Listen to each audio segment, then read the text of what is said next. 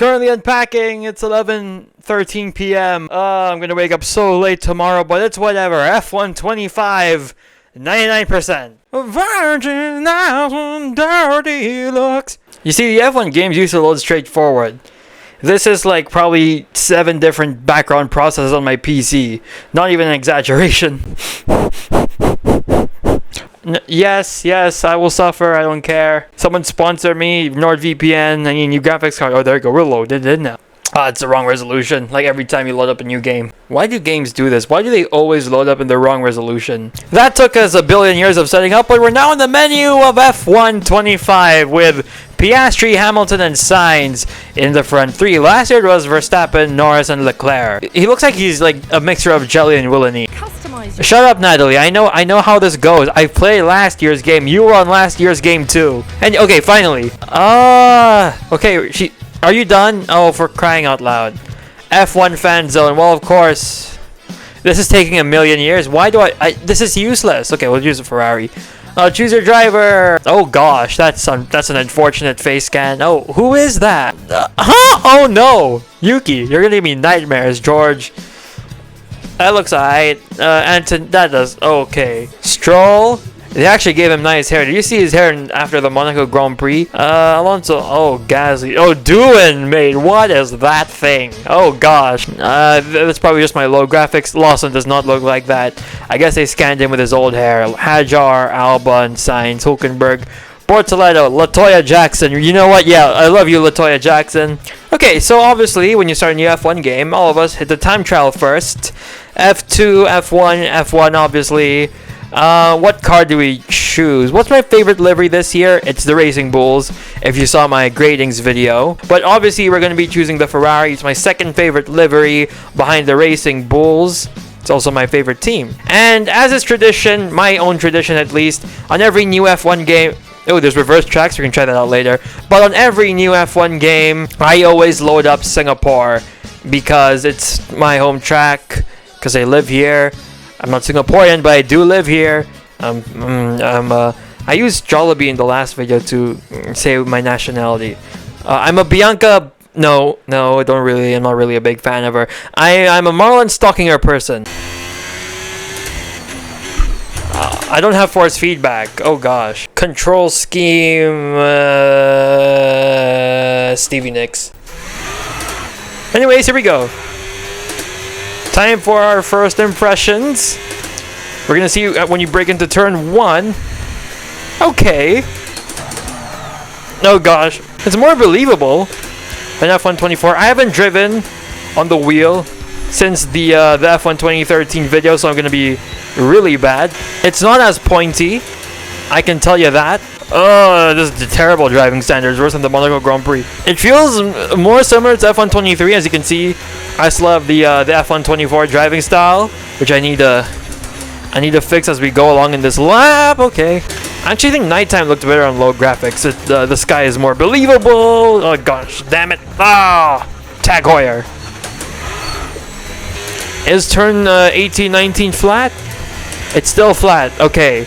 So it's not entirely there yet. Oh, 42.3, that's brilliant. Okay, you can tell there are characteristics of F124, but for the most part, it does feel a lot similar to 23. I retract this statement after trying a few other tracks. The baseline handling is definitely still F124.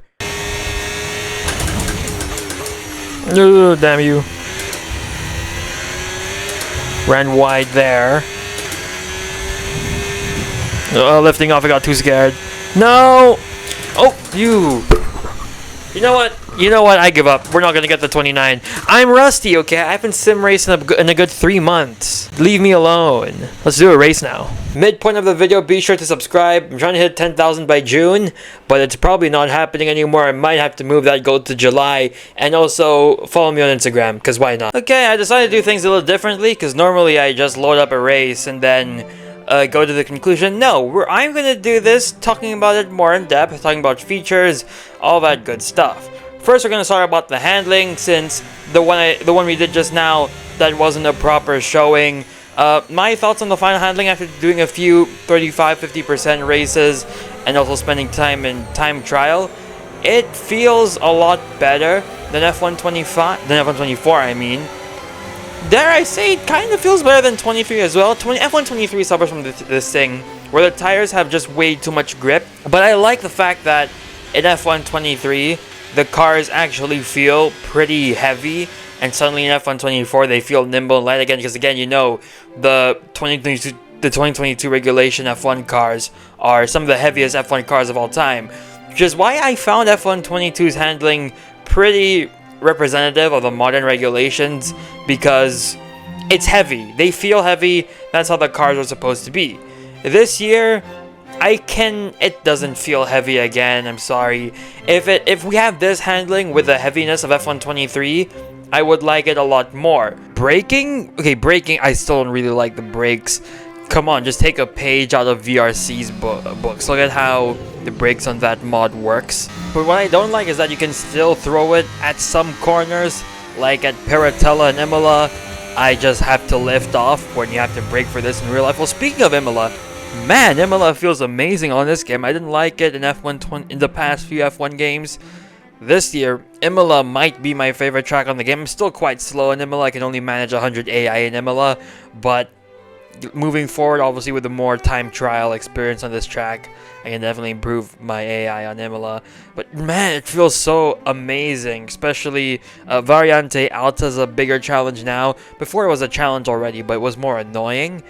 Now the sausage curbs aren't trying to kill you, so yeah, Imola is just a lot more enjoyable. Acca Minerale feels great too. Tamburello feels good. Everything about Imola in the new game feels great. I just don't like the fact that you can just throw it at Paratella, but that's the baseline handling of this game. You can't change that. And I don't know if this is controversial, but it feels actually quite similar to the VRC mod. You know, the VRC mod that I'm talking about. Obviously not in terms of realism, but in terms of aero levels, grip. It feels pretty similar to that. I don't know if it's just me. Like, I feel the same front end tenseness like I do in F125 as the VRC mod. So if you disagree with that, if you think I'm stupid, I'm also contagious, a mulatto, a mosquito, an albino, my libido. But yeah, I'm happy with the handling in F125. I don't mind playing this for a whole game cycle. It's the best handling model we've had since F1 2021. But handling aside now, let's talk about gameplay. The AI are still useless. They fight pretty hard against each other, like this clip here I recorded for a My Team video for the second channel. Go sub to that channel. I'm going to upload all the F125 videos after this on that channel. But you can see the AI battle really closely against each other. But against the player, as long as it's been like this for ever since like the start of time. As long as you're hugging the inside line against the AI, they're not gonna go around the outside. That corner is yours, and yeah, defending the AI is pretty easy. That's still the case. Come on, Codemasters, just add the aggression slider. Like every single sim has it. Assetto Corsa have it. That's a game from 2014. rFactor 1 has it. That's a game from 2006. F1 Challenge has it. That's a game from 2003. If you don't want to add the aggression slider, just add back the F1 2021 AI when they would turn into 2022 George Russell. And in terms of dirty air, I like the dirty air in this game. It's amazing. I had a few dirty air moments in the Australia race I did for my team, as well as this 35% race I did in Singapore. And simultaneously, it makes tire management the most important it's been in years. Traffic's now a lot harder to manage those tires, and that adds a level of challenge to this game. And I like that a lot. Really, really happy with the new gameplay, and hopefully they build off of this. I'm not noticing any bugs, but if there are bugs, I just don't notice them because I don't know, I'm stupid, I guess. But also, that being said, the AI at some tracks are still annoyingly easy. Like Australia, they're pretty easy. I had the worst car in the grid in my team, and somehow I'm already up in P13 fighting for points. There are more strategy variations between the AI. I remember the Australia race I did for my team. Some were on the 2-stop, some were on the 1-stop, and I like that variation. I was on the 2-stop because I'm personally a 2-stop person, and yeah, You're no longer alone on these strategies, and I think that's a really nice addition. But one issue that's still pretty glaring is that if you're on a high downforce track with a long straight line, it's clear that the AI still have a straight line speed advantage over you because they're still using the default setup while you're on a high downforce setup. I still don't like that. I think they should give the AI a high downforce setup or the same setup as you, but personally that's just me. I don't think other people are affected by this issue. But now that we've got gameplay out the way, how about feature as well? My Team, Breaking Point, and the F1 movie tie-in. My Team's a lot better than it's been in the previous years, because the previous years it's pretty much the same as it's been since its introduction F1 2020. But now, yeah, My Team's gotten a lot better. It's more in depth. It's a lot similar to F1 Manager, and if you know me, I'm addicted to F1 Manager. 140 hours in the span of a half a year. That's probably not a lot for some people, but to me that's a lot already. And not only is it similar to F1 Manager, it's a lot like NBA 2K My League, where you control the team, but you also play as a team. And now you can also play as not your own driver, but another driver. I currently have Sonny Hayes and Nikola Solov. Yeah, that combination would probably go terribly in real life. Breaking Point 3. Do I think it's the best Breaking Point story? No, I actually still like F1 2021's a lot more.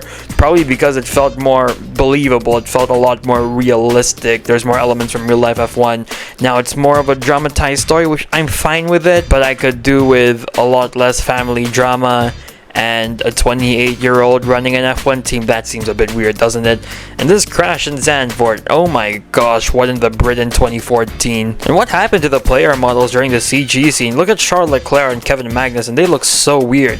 Then you look at Lando Norris, Esteban Ocon, F1 2021, they look just fine.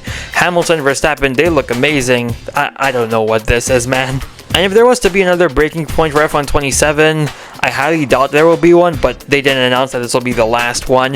If they were to do another one for F1 27, please just let one of them drive a real life team. And another complaint I had for this, I don't like the fact that you have to choose between Callie and Aiden for the last race. I think it should be default Aiden because you've been following him since F1 2021. So I think it just makes more sense for Aiden to be the default, and Callie's story can be in Breaking Point 4. Like, Aiden goes to another team, Kylan remains at Connor Sport, they fight for the championship. I think that makes a lot more sense, but you know, I guess it's up to the writers. And the F1 movie tie-in, there's only one scenario right now. It's a lot like when Top Gun did it with Microsoft Flight Simulator back in 2022. But what do I think? I think this could be fun. You know, after you watch the movie, you're hyped after it and you want to play it on the F1 game. Yeah, this was a great marketing idea by Codemasters, EA, and the F1 movie fellows. But what do I personally think about the F1 movie? I see a lot of people hating on it online before even going to see it in the movies and talking like they know the ins and outs of the sports themselves. I don't think they actually hate the concept of the F1 movie. I think they're just trying to hate. And listen, I've been watching F1 since 2010, and we've never had an F1 movie since then. I mean, yeah, sure, we have Rush. We have Ford versus Ferrari. That's not an F1 movie, but it's a racing movie nonetheless. And pretty much all the great racing films are biopics. They're not telling its own story, and I think this is going to be a good movie. We had Gran Turismo 2 a few years ago. Don't remind me of that movie. That movie was horrible. I think it was Grosjean or another driver said that this movie had way too much crashes. I don't know if they watched the Gran Turismo movie because that movie was pure crashes. And you know, Brad Pitt is great. Damson Idris is great. Javier Bardem is great. Yeah, that's going to be a good movie. And I'm mainly talking about how I think the movie's gonna be because there's only one scenario in this game. But what I've seen from this scenario, yeah, I like the visuals a lot, and I think it's gonna be a good movie. So that's what I think about the F1 movie. And now time for the conclusion. Should you buy F1 25? Yes, you should. Yes, you should. For full price? Yes, full price you should. Not necessarily the Champions Edition. I think 105 is quite steep, but I only paid $90 for the Champions Edition because I had the discount, so I just went, no, that's not even the Champions Edition anymore, it's the Iconic Edition. So it's only $90 for me, I just went for it, but yes, you should buy this game at full price. But if you don't want to, it's always fine to wait for a discount, I understand. But yeah, that's my video on F125. Let me know if you're planning on buying the game. I think you should, as I already said. I'm not being paid by EA, by the way. I bought this with my own money. So this is a completely unbiased standpoint from me. And if you still somehow think EA is paying me, that would be nice, wouldn't it? EA, if you're watching this video, please give me a media copy for next year. And I know you've snuck some content creators in the paddock. I would like to be one of them as well. But anyways, that'll do it for today's video.